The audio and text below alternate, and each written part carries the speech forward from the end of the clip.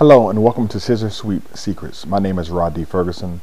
I'm a 2004 Olympian, a four-time national judo champion, a third-degree black belt in judo, and a second-degree black belt in Brazilian Jiu-Jitsu, having been awarded my black belt from Master Ricardo Laborio. What I want to talk to you right now about is a move that we're all familiar with, a move called the Scissor Sweep. Most of us have learned this particular move in our beginning or initial stages of our grappling development. If you're a white belt, I'm sure you've learned it in Brazilian Jiu-Jitsu.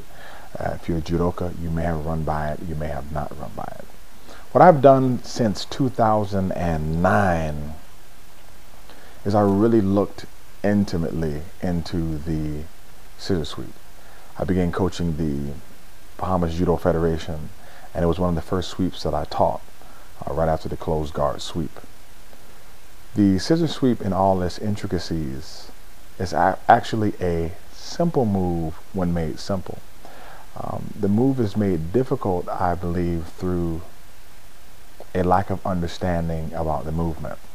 If we look at the way we learn in the judo and Brazilian Jiu-Jitsu communities, most of the learning is what we call tacit learning, where you learn by doing. You do a movement and then you master the movement, and if you can display the movement in practice and in the realm of a tournament or a competition environment, then we label you as an expert with the move.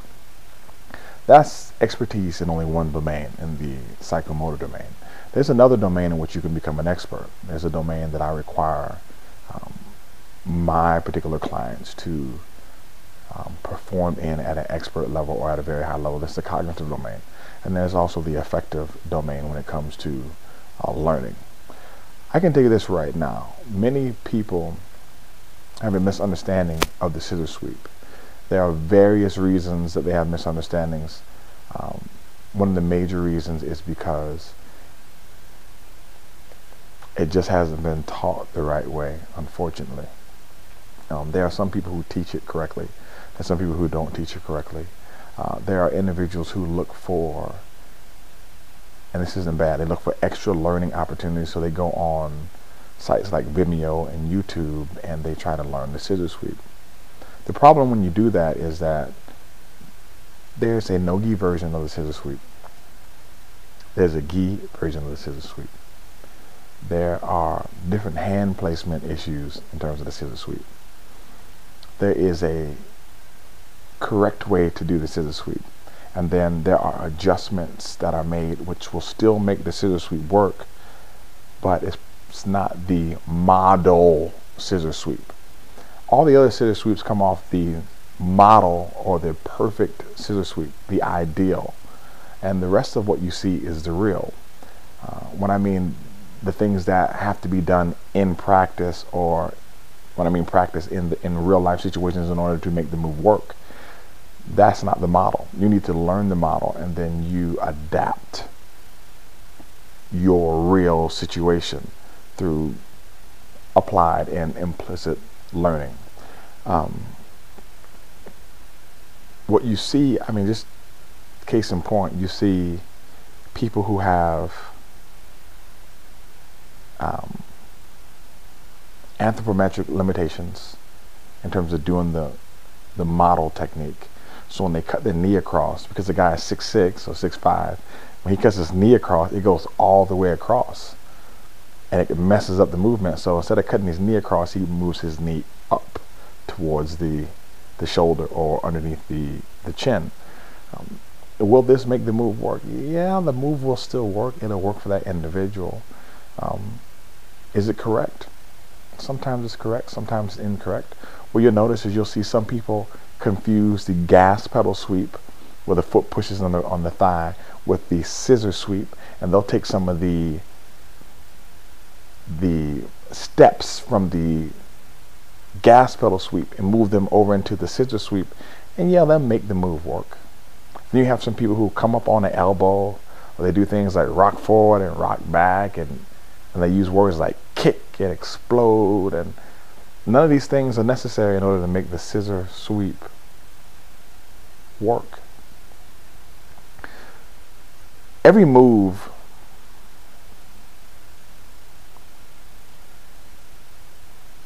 has steps to it. Oftentimes when I teach, I have the opportunity to have a client or individual in front of me for hours at a time. Sometimes 8 hours, sometimes 16 hours, sometimes a total of 24 hours or a 3-day stint, because I have a consulting model. Do I teach class? Yeah, I have class. I have a dojo in Tampa. But it's not possible for me to cover the scissor sweep in depth with covering all the small nuances or all the steps to the moves, or provide all the coaching cues, or provide all of the lessons when it comes to physics and engineering and math and logics and order operations when it comes to a movement in class. I mean, you have class for an hour, hour and a half. You do your warm up, you do your cool down, you show a technique, and then people roll. You can't cover all of that. I've been covering the scissor sweep in my class since February. February, March, April, May, June, July, August. It's in August, getting ready to be September, and we'll still be doing the scissor sweep and gas pedal sweep. That's about 7 months.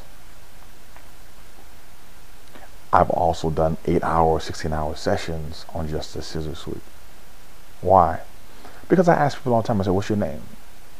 If you ask me what's my name, I tell you my name is Rhadi Ferguson. They ask me how to spell my name, Rhadiferguson. That's how you spell my name. If I ask you how to do the scissor sweep, you'll stumble. Or if I ask you how to do the scissor sweep, you say, what you have to do is you have to put your hand on the, what hand? Left hand or right hand? Put your left hand on the lapel. Put my left hand on the lapel. Where? You got to feed your hand. Feed my hand how?